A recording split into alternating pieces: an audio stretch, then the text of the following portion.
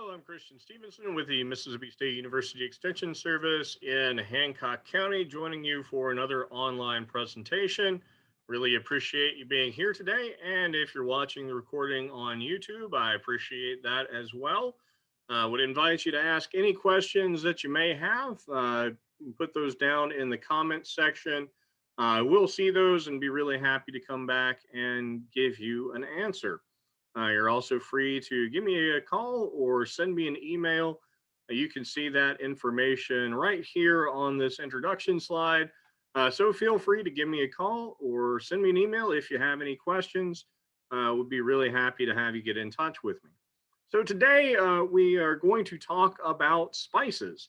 We've already had the opportunity to talk a little bit about herbs. And so this is kind of the other side of that equation. So when we talk about spices, what we are generally referring to are products of the roots and seeds and bark, or even the fruits of tropical plants. So herbs, we normally think of those as being the leaves primarily, though there really is a significant amount of overlap between the two.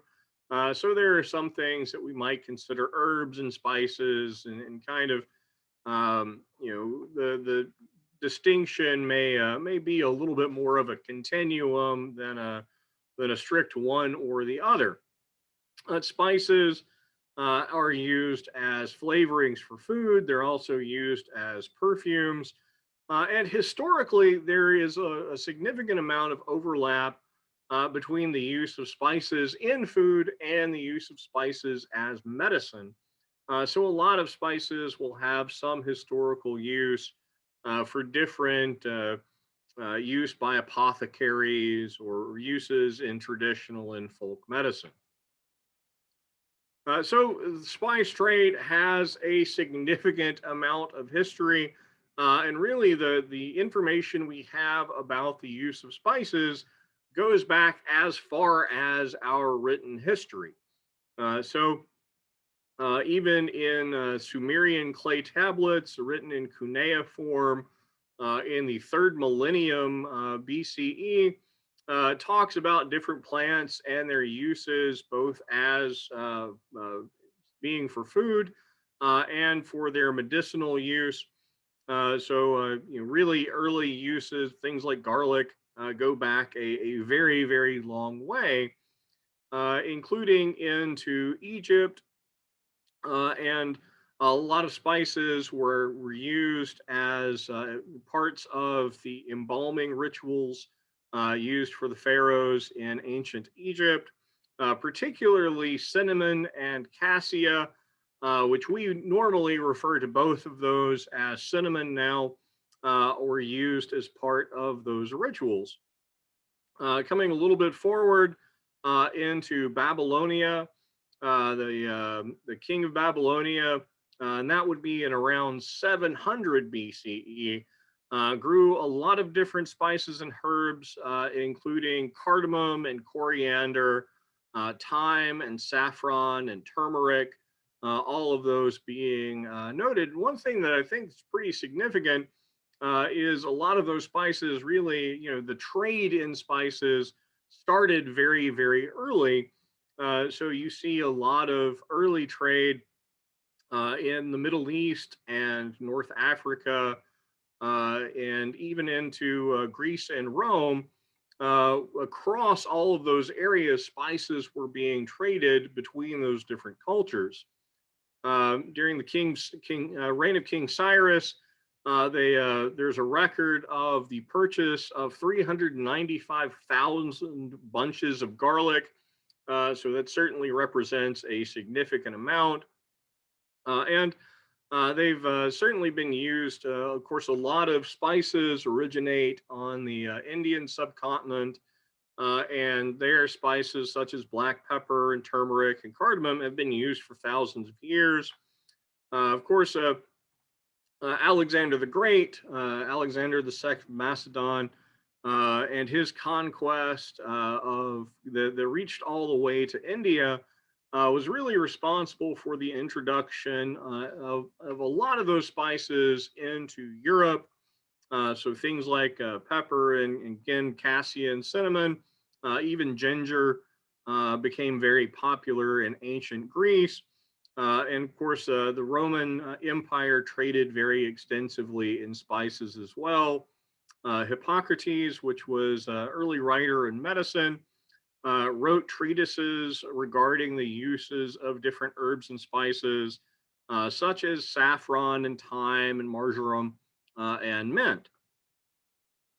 So, as we get further into the modern era, into the medieval and then the modern era, spices were a major influence on the expansion of Europe and interest in trade and interest in founding colonies throughout the world. Again, most spices started off as medical ingredient, but they also became objects of conspicuous consumption. So it was a way to demonstrate wealth through the use of these spices. They were extraordinarily expensive at the time. I think the things that we might think, if somebody came forward in time to look around our houses, the things that they might find fantastical are many, but we often don't think of our spice cabinet as being one of those. And I think certainly that would be the case. So certainly the wealthy used a lot of spices as flavorings for food and as perfumes. The spices that were ordered for the wedding of George, the rich Duke of Bavaria, to Jadwiga of Poland in 1475, just for the wedding required 386 pounds of pepper, 286 pounds of ginger, 257 pounds of saffron, and on and on. I don't have any idea how many people were coming to that wedding. I imagine it was quite a lot, because certainly that seems like a very large amount of spice. Um, and a large part of that value came into how difficult it was for these spices to travel. They had to travel very long distances, and it really kind of was a guarded secret where they came from. And there were a lot of legends that surrounded where the spices came from. One of my personal favorites, and I don't know how broadly this was believed, but the Europeans believed that pepper grew on trees that were guarded by snakes that would defend the trees. And so to gather the pepper, you had to burn the tree down to drive the snakes away, and that's why the peppercorns were black. Um, and the first actual report of a harvest of pepper, and this would be on the Malabar coast, which would be the western coast of the Indian subcontinent, wasn't until the 15th century. And so, really, from the 12th to the 17th centuries, Oriental spices were the most profitable and dynamic element in European trade. A really good example of this, of course, we think of New York as being a extraordinarily valuable area, and New Amsterdam was owned by the Dutch and was traded to the British, who renamed it New York. And it was traded for control of one of the Moluccan Islands. Those are in Indonesia, where nutmeg was grown. So nutmeg was so valuable a commodity that the Dutch were willing to trade the colony of New Amsterdam to the British for that. Just to kind of get an idea of what the cost of spices was back in, this would be in the around 1450. And it gets a little bit difficult to consider prices when we consider times that long ago, because you can't simply use an exchange rate. So someone came up with a way of looking at the prices of commodities in terms of a day's wage. And so some of these commodities were based on the wages for either a master mason or a master carpenter. So not a common laborer, not the absolute height of wealth, but someone who is doing very well for themselves. And so a day's wage for one of these people would buy shy of a half a pound of pepper, a little bit more than a half a pound of ginger, and on saffron, of course, which is still an extraordinarily expensive spice, just 0.044 pounds for a day's wage. And you can kind of compare that to the cost of milk, where you could get 8 gallons or just over 1.5 chickens for a day's wage at this time. And you can kind of compare that to now. Of course, spices are much less expensive now. You can buy a pound of ground black pepper for something like $10 or $12, which certainly doesn't constitute the same investment. It's just much easier to transport things, and production is very different now. So there are several times throughout this presentation I'm going to refer to two different areas. These are the Malabar coast of India and the Moluccan Islands in Indonesia. The Malabar coast is the southwestern coast of India. You can see an old map from the 1700s showing that area. And then the other area would be the Moluccan Islands, and that is a map. On the right is a map from the 1400s or 1500s showing the Moluccan Islands. And I really like that map because it also shows drawings of some of the herbs that are collected there. On the bottom left, that would be nutmeg, and then you can see some cloves on there. And what I believe looks like a diagram for cinnamon as well, which kind of it gives you an idea of the importance of those herbs. So I'm going to start talking about some of the different herbs that we encounter, a little bit about how they're grown and where they come from. I'm going to start off with possibly the most important one that is not really a spice, because it doesn't come from a plant. So salt, of course, is extraordinarily important and has had a phenomenal amount of influence on the economics of the world. Salt is produced now either by being mined, so you can mine mineral called halite or rock salt, and so there are very large mines where it's extracted from the ground. And of course, we're also very familiar with sea salt, which is generally harvested by evaporation. And up in that top picture, you can see the large pools right by the ocean where salt is brought in and then evaporated, or water is evaporated in pools to allow the collection of that salt. Of course, salt is the importance of salt can be demonstrated. Of course, you have to consume it because you need the minerals. It's also very important in preservation of food. Some of the reasons that, or some of the demonstrations for the importance of salt can be determined by looking at the names of places. So, for instance, Salzburg is named for the presence of salt mines there. A lot of the places in England that have the ending wich, like Norwich, are named for having salt works in that area. If you go back even further into the Roman Empire, there's sort of a legend that the word salary is because Roman military was paid in salt. There's really not a lot of good historical background for that, but certainly the word salarium and our modern word salary do descend from the word for salt. And you can also see it in phrases like being worth your salt. So certainly very important, interesting where it comes from. You will see different areas that will mine salts that have different minerals in them, so that they have different colors, or they'll add other things to salt to make the increase the value. So probably the most ubiquitous actual spice that we use is black pepper. Black pepper does not come from what we normally think of as peppers here.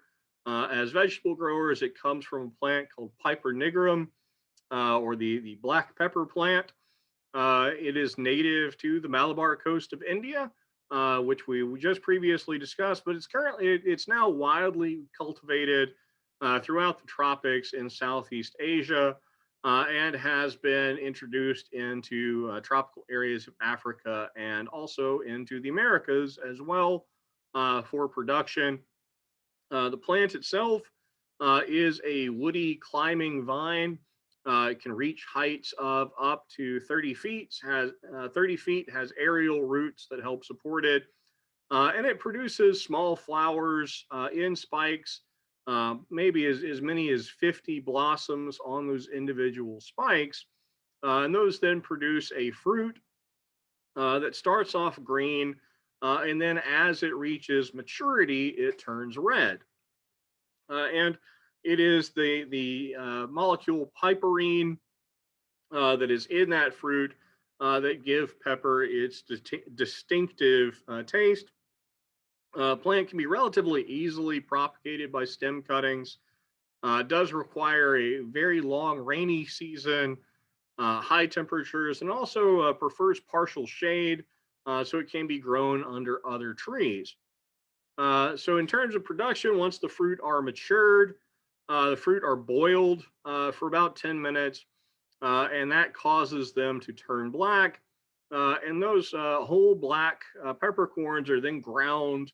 You can, of course, purchase them as whole peppercorns, which I encourage you to do. I think the taste of them is better preserved that way. But of course, people purchase ground black pepper all of the time. Another project or product that comes from this is white pepper. Same plant. If you remove the outer part of that fruit, then you remove that dark coloration, you get white pepper. And you can also purchase green peppercorns. Those are produced from the immature fruit that are generally brined and purchased as green peppercorns. You also see pink peppercorns occasionally, but those actually come from a completely different plant that is a shrub from South America. Really important spice historically is nutmeg. Comes from a plant native to the Banda Islands of Indonesia that are in that same area. The name of the plant is Myristica fragrans. It's much easier to say nutmeg tree. And it again is one that has a very, very long history. The first records are back in 540 AD. And it was very, very popular throughout Europe. One example would be that the Emperor Henry VI, at his coronation, he would be Emperor of the Holy Roman Empire. So that would be in the around 1100. Distributed nutmeg throughout the streets as a fumigant, as just to make the streets smell better, which would have been something that was just phenomenally expensive. The Portuguese captured the nutmeg plantations of the Molucca Islands and controlled distribution to maintain a monopoly on it. Those were later captured by the Dutch. And again, they limited production to create a monopoly and to keep the price of nutmeg high. Most of our modern nutmeg comes from either Grenada or Indonesia. And the tree itself is an evergreen tropical tree, gets from 30 to 60 feet tall. The fruit, you can see a picture of them there, are about 2 inches long, covered by an outer husk. And that husk splits apart when the fruit is ripe. Of course, what we use as the nutmeg is the seed that is at the center of that fruit. And the outside part of the, right over the seed, there's a coating called the aril, and that coating is used to make another spice called mace. And there are some legends or some stories you'll find on the internet that the spray that people use or that's used by the police or what have you to hurt people's eyes comes from the mace, the spice. That is absolutely not the case. Completely different. But nutmeg is often used in cooking.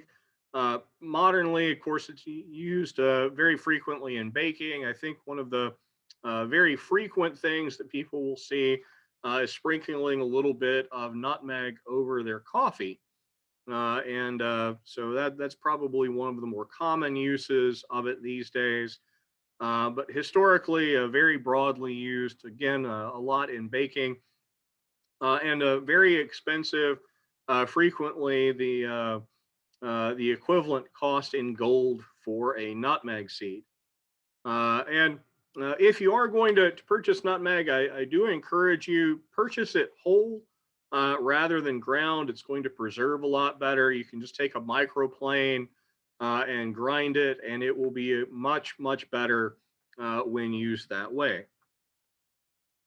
Another very common herb, not one we use quite as much in cooking as was used historically, is clove. Comes from another tree called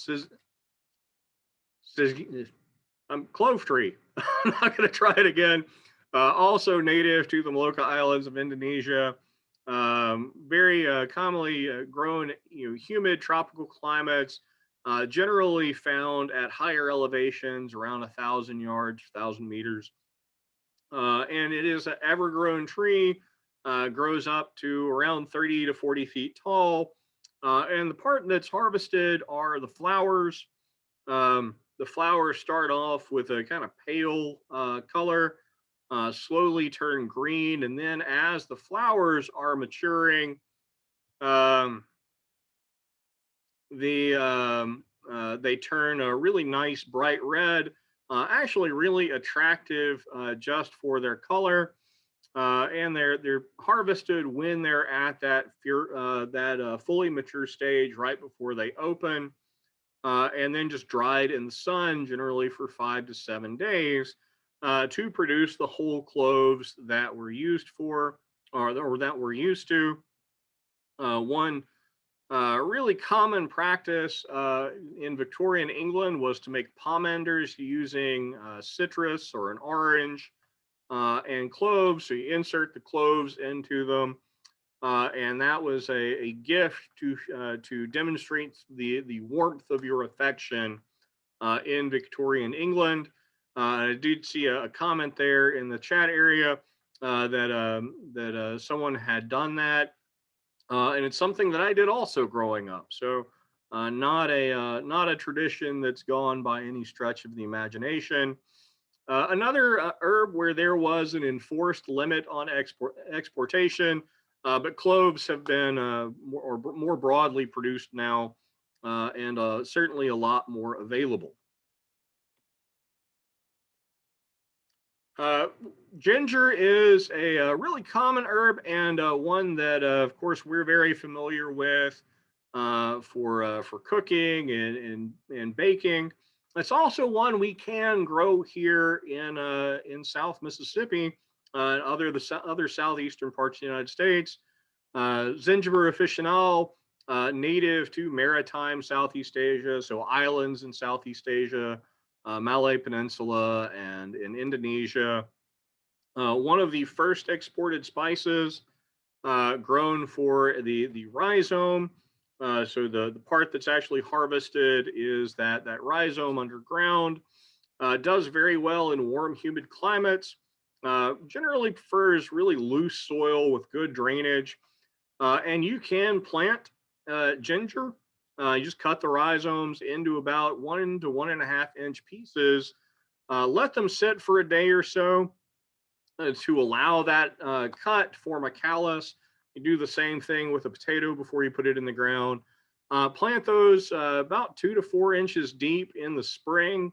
Put the individual pieces about 6 to 8 inches apart, and they will grow. Of course, we do a fair bit of ornamental ginger, but culinary ginger will grow as well. And you can just harvest by digging up the entire plant. Generally, when the plant is about 10 months old. And all of the ginger that we see in the grocery store is going to kind of have a rough outer covering that we need to scrape away prior to using it. But if you go to some Asian markets, you will see a form of fresh ginger that's just a younger ginger that doesn't have that really rough outer coating. And I encourage you to go out and look for that. Of course, when you harvest, you just select some rhizomes for replanting, put those right back in the ground, and they will come back. And you can store the fresh ginger in the refrigerator, or do what I do, just sit it in the freezer, and that makes it really easy to work with later. Very similar to ginger is turmeric. They're in the same broad group of plants. Turmeric is Cucurma longa. There are several other closely related species that are sometimes also called turmeric. And like ginger, it's a perennial rhizome that we can grow, also native to Southeast Asia. And it has been used for a very long time, both in cooking and in making dyes and in traditional medicine. And if you ever handle it, you will see that it can in fact be used as a dye, because you will get some yellow coloration on your skin just from handling it. It can be grown pretty much exactly under the same conditions as I would describe for ginger. Put the rhizomes in 2 to 3 inches deep, 6 to 8 inches apart, and they're generally ready to harvest within 9 to 10 months. And individual plants can be very, very productive, but fresh turmeric is an excellent thing to add in. Has a very, very long history in traditional medicine. People are very interested in that now, though I don't think that there's been any good research really demonstrating the health benefits. So moving on, anise is another common herb, not one that we see quite as frequently now. It comes from the plant Pimpinella anisum, which is related to carrot, and you can see the kind of what you would expect for a plant in that group. It has those long, really thin thread-like leaves, clusters of yellow flowers, and the aroma is very similar to fennel or star anise, which we'll talk about in just a second, and licorice. It's a herbaceous annual, grows up to about 3 feet. Can absolutely be grown here just like we grow other herbs. Produces those small white flowers. You just let the flowers grow, let the seeds come in. Once the seeds dry on the plant, you can tap them out into a paper bag as an easy way to harvest them. Just dry them. And has been grown for a very long time, first cultivated in Egypt. Grows well in light, fertile, well-drained soil. Really easy to produce, and it's used in a lot of soups, and also used cooking meats and a few other things.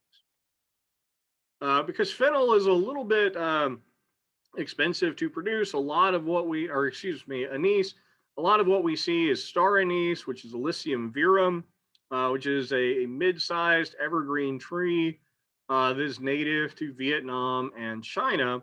It produces those really striking sort of star-shaped pericarps, and they harvest those right before they ripen, and actually contains the exact same compound that gives anise its flavor, and it's often used as a less expensive substitute in baking and also in making some liquors. You often will see this as a spice used in Indian or Chinese or Malay cuisine. Probably the most broad use is five spice powder, which is used in a lot of Chinese food or traditional Chinese cooking. And another one that I really appreciate that star anise is a major flavoring used in pho, which is a Vietnamese noodle soup that I very much enjoy.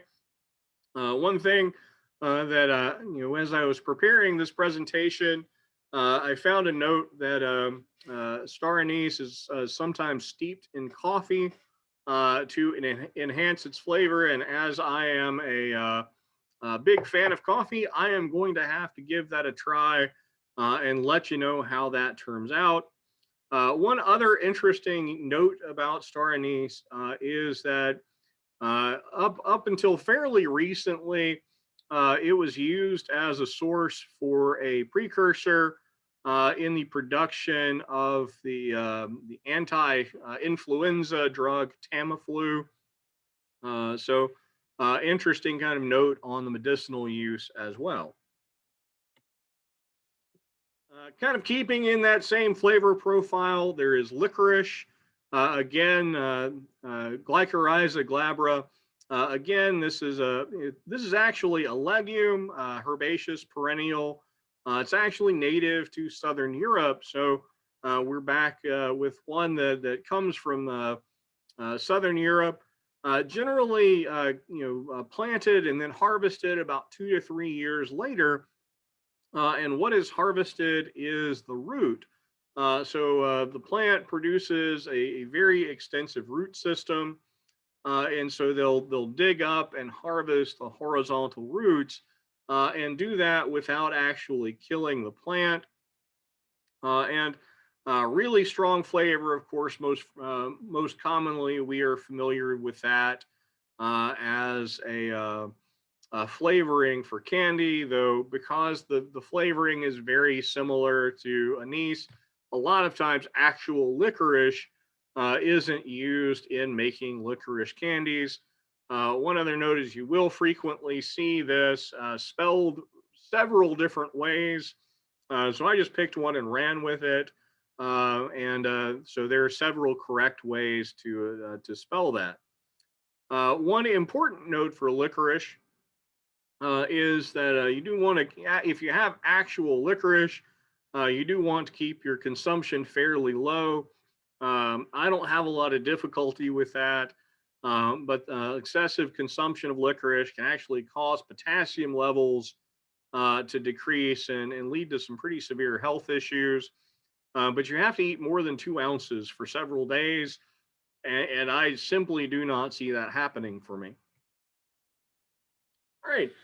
Paprika is another personal favorite, paprikum is from what we would normally think of as the pepper plant, Capsicum annuum, native to South America, and imported into Europe, first into Spain, where it would have been called pimento or pimiento. And the peppers that are used for paprika tend to have a fairly mild level of heat and a really thin flesh. Brought into Spain in the 16th century, and the trade in the peppers spread all the way across Africa and Asia. And a lot of the modern paprika comes from Hungary, where it is really important in Hungarian cuisine, though it was only introduced there in the 1800s. And there are a range of different paprikas that are produced from mild to very hot.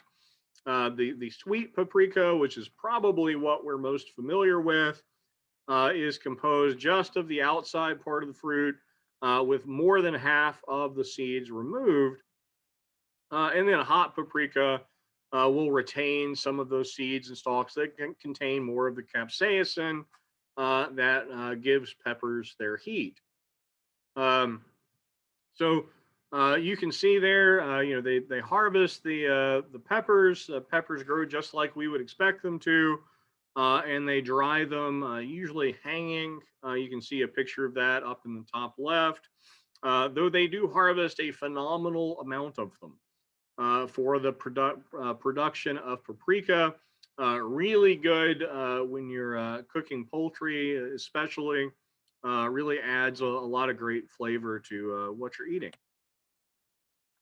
A really interesting one, and one that that sometimes has some mixed things about it are poppy seeds. I absolutely love poppy seed muffins, but poppy seeds do come from the opium poppy, Papaver somniferum, and those tiny little seeds are harvested from the dried seed pods of the plant. And of course, opium production and opium poppy production goes back a very, very long way. The first records are the Ebers Papyrus from Egypt, written in the 1500s BC, listing poppy as a sedative. And of course, the seeds are very, very small, so it takes a couple of million seeds to make up a single pound of poppy seeds. So, of course, harvesting poppy seeds and harvesting opium are kind of in conflict because you need the intact pod to harvest the seeds, whereas you would damage the pods in the production of opium. I'm not going to go into a lot of details on that. So traditionally, opium is harvested when the seeds are green, and so the seeds do actually contain very, very low levels of opiates. Certainly not enough to have any effect, but they are detectable, and the varieties that are used for poppy seed production have even lower levels. Sometimes, because the seeds are very expensive and very small, they are mixed with seeds of another plant in the amaranth genus because they look very much the same, and it doesn't really seem to have a lot of influence on the taste. All right, cinnamon. So there are two plants from which we get cinnamon. Both of them are in the genus Cinnamomum. Cinnamomum verum, which would be true cinnamon or Ceylon cinnamon. But most of what we actually see is what would more properly be called cassia, which is from the very closely related tree Cinnamomum cassia. Really early records of this being produced and exported, imported into Egypt as early as 2000 BC. And there are inscriptions in ancient Greece recording gifts of both cinnamon and cassia to the temple of Apollo at Miletus. Cinnamomum verum is native to India and Sri Lanka, Myanmar. Cassia is native to China. In both cases, they're evergreen trees that have kind of oval leaves, really thick bark. It's cultivated by growing the tree for about 2 years and then cutting it right down to the ground or coppicing it. And that leads to new shoots rising up from the ground. So those new shoots can be cut, and the stems are processed to cut away the bark. It has to be done immediately while the inner bark is still wet, and they scrape off the outer bark and then beat it with a hammer to loosen the inner bark, which is pried off in long rolls, which is actually what we would purchase at the grocery store after it's dried. They call those rolls quills. And then that outer part is just discarded. So that is how, because they're coppicing the tree, that allows those shoots to regrow so that they can continually harvest the cinnamon. Again, a really great opportunity to buy it in the larger, buy it whole rather than buying it ground, because that whole cinnamon is going to last significantly longer, retain its flavor a lot better. Of course, we're very familiar with using cinnamon in a wide range of different baked goods. One we are probably a little bit less familiar with is asafoetida. Comes from several different plants in the genus Ferula. What we actually harvest from this is a gum that's exuded from the taproot. It's native to Iran and Afghanistan, and it has a range of different names. As you might get from the fetida part of the name, it has been called stinking gum and a range of other different unpleasant things. Though that smell does dissipate when you're after it's been cooked, and it gives a really nice kind of onion or leek flavor to dishes. And it's also been used in pickling or as a digestive aid, and is a really important part of Indian cuisine. The plant itself is a herbaceous perennial, gets up to 6 feet tall, has nice kind of umbel clusters of yellow or pale, kind of greenish yellow flowers. Was brought in to Europe originally from Persia, again by Alexander the Great. And it was used as a replacement for an herb that was very commonly used called silphium. Silphium was so popular in Rome and Greece that they actually drove the plant extinct. So we're really not sure what silphium was, though another note, and I do encourage you to give this a try. It really does give a nice flavor to sauces when it's used. But the smell of the uncooked product is striking, and striking enough that it was actually used in exorcism rituals during the Italian Renaissance. But really nice kind of subtle onion flavor that I think is well worthwhile.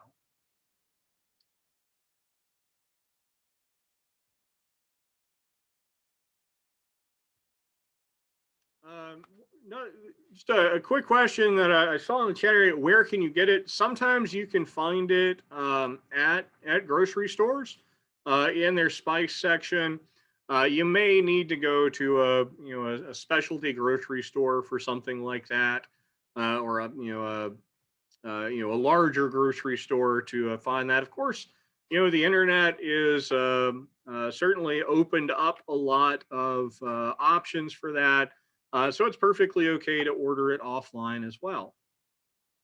Now, one that we're going to be familiar with down here in the South is Filet. Filet comes from the sassafras tree, Sassafras albidum, and it is made from the dried and ground leaves. Again, kind of a question: is this an herb or is it a spice? Hard call. Used both as a flavoring and as a thickening agent, most famously in gumbo, and made by just harvesting the young stems and the young leaves and grinding them and drying that out. First used by the Choctaw Indians, um, and the name is thought to come from the French. My French is awful, and I'm not going to try. But from a verb that basically means to make into ropes or make into threads. There is some, sometimes some concern is expressed that there is a chemical in the sassafras plant called safrole that has been listed as a carcinogen, but the leaves actually don't contain any detectable amount. So Filet is perfectly safe. I use it when I make gumbo. It adds a really nice flavor to the dish. Grains of Paradise is a really interesting one, very closely related to cardamom, Aphramomum meleguenta, and the seeds are used kind of like you would use a black pepper seed. Most often they're ground. They can also be used whole, and they actually have kind of a black pepper taste with a little bit of a citrus note, and are a really good replacement if you want to just kind of punch up a dish. You can use this rather than using black pepper. Native to swampy areas of West Africa, The current major production area is Ghana, which is on the west coast of Africa. Really nice. Trumpet-shaped purple flowers. Those turn into pods, and those pods, when they mature, have a large number of small reddish-brown seeds that are commonly used in West and North African cuisine. Also, again, as I mentioned, a popular substitute for black pepper. Black pepper was phenomenally expensive in Europe, so this was a little bit easier to get. And another kind of interesting, sort of historical note: King Alfonso V of Portugal gave a merchant the monopoly for trade for this area of Africa and for the production of grains of paradise. Um, for the sum of 100,000 real annually, as well as an agreement to explore 100 miles of the coast of Africa per year for 5 years. So, again, this is a major investment and a major economic product. A lot of times you might see this in gourmet cuisine just as a replacement for pepper. It's also used in production of some alcohols as a flavoring, but really just kind of an interesting thing. Rather than pulling out the black pepper, pull this out and give it a shot. It really does add an interesting taste. Curry, this is a tree native to India. It's a tropical to subtropical tree. Leaves are used in a lot of Indian dishes, and there's a little bit of confusion here because we commonly think of curry, and we immediately think of curry, the dish, or and curry powder. Curry leaves and curry powder are absolutely not the same thing. Curry powders are spice mixes that are used kind of to try to make the process of making some Indian dishes a little bit easier. But curry leaves are used in a lot of Indian dishes to add some flavor as well. The berries are also edible. And it can actually be grown here with a little bit of cold production. They do all right in containers and really interesting in Indian cuisine. But again, the main note here is that curry is kind of a broad term in Indian cuisine for anything that basically is cooked in a sauce. So a very broad term that's used a little bit differently. Allspice from the plant Pimenta dioica, native to the Greater Antilles and Central America. And it's given the name allspice because it kind of combines a lot of the spices or the flavors of cinnamon and nutmeg and clove.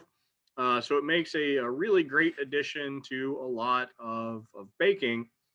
The fruits are picked when they're green and dried in the sun. Once they're dry, they look very much like peppercorns.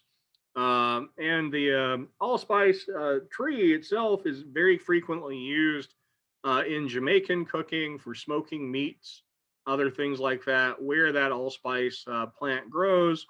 So really important in Caribbean and Eastern and Middle Eastern cuisine. It's an evergreen shrub, looks very similar and grows very similarly to bay laurel.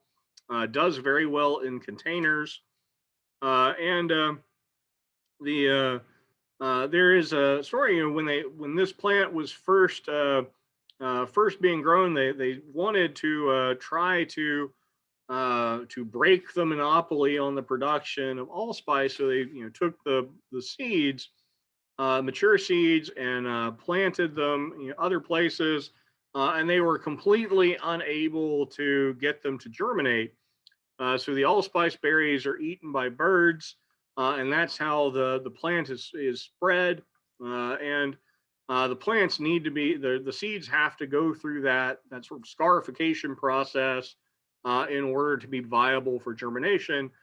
So it took a long time to be able to figure that out and to be able to grow allspice in other places. One that sort of has more historical note is myrrh, and we don't frequently think of this as a spice. I wasn't aware that it was used in cooking at all. We normally think of it as being an incense, but it does come from a small kind of thorny tree that grows in the Middle East, Southwest Asia, Africa, and the plant emits a resin from sort of naturally occurring cracks or breaks in the bark. That resin will harden into kind of a reddish brown mass, usually about the size of a walnut. And it has been used for a very long time in incense and as elements of traditional medicine, particularly for sores in the mouth or for digestive problems. But it's also been used in baking and desserts and drinks. I have no idea whatsoever what it tastes like. I'm not certain I'm going to find out anytime soon. But just kind of an historical one. Frankincense, which would be the other one that immediately comes to mind, and several other resins or produced very much in the same way. One I included again, and just kind of as a curiosity, this is agarwood. Again, this is a fragrance or an incense or an ingredient for colognes and perfumes that is made from the heartwood of aquilaria trees or agarwood trees that are native to Southeast Asia. So Vietnam is a major area where these are produced, and the wood itself is not particularly worthwhile.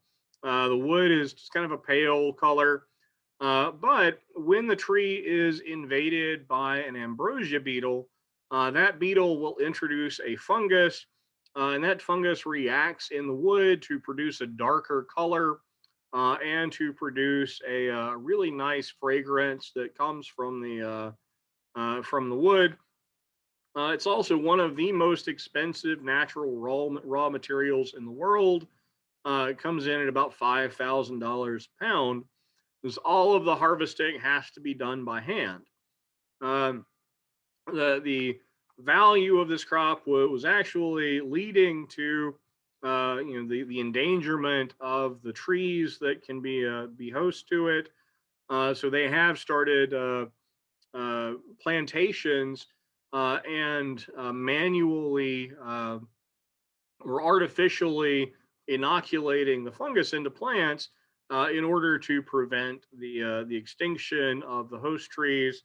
And I found this interesting. The cologne that I wear every day actually uses this as sort of its foundation. It's commonly used in a lot of incenses. So of course, spice mixes are a very big thing.